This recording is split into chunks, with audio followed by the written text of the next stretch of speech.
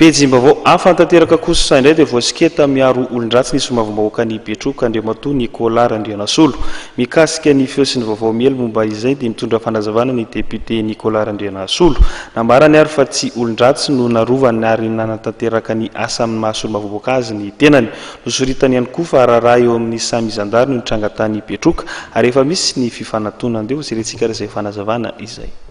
Za kosa sy miaro olo-ratsy zany teniko zany. Raha ny raha alako na nenabaviko mangala sy namanao dalàna zany dia sy aro andreo zany zao. Fa raha hafa kosa hoe ataonao fotsiny hoe tsy fitiavana hava-manana fotsiny hoe manamanan-draha zay na hoe manazoko depioté ny olona dia nao fanaso hoe tsy akeko zany. Izy io ne raha saigny ma zany fa hoe misy kombakomba amin'ny hoe resaka dahary satria hoe reny le bandy io zany reny ny gendarme io zany avy amin'ny faritra Anjely any fa tsy aty amin'ny faritra ny Betroka zany reny fa faritra Anjely any zany tena misy reny. Fa le zalahy io any Canada ny mamako avy Fianarantsoa zany mama papany zalahy io fa sisy fandraisana amin'izany mihitsy fa tsy tiako tare fotsiny zany no samy zandary male izy fa tsy any le olana zany ny olana zany tsy any loatra fa izahay zandary ty azonao tsy fakatia za moa dia ambariko fa zandary manotenako ty totaloha fa tsy fakatia zany zahay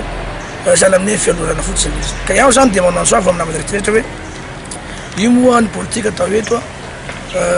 eritreretiny zalahy reo sasandreo koa zany fa hoe ny adala ataony zareo zany eritreretiny zany fa ambaran'io gendarme eo aminah koa zany ny zandriko zany adalandreo dia miraran'izay zany namana sasany dia manao an'izay raha zay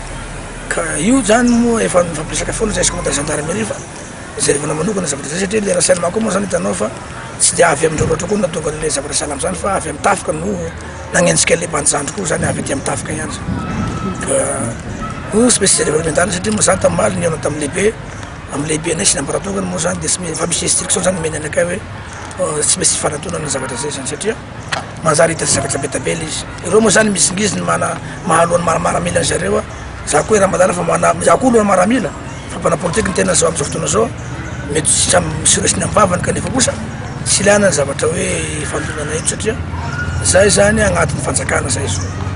tsy zahay koa nanaova lalakary eto fa tsy misy mijery hoe ino ny tokony androvonana zavatra zay fa mamparary ny eritretriko zany hoe zandroko akaiky anakay ho natao salama zany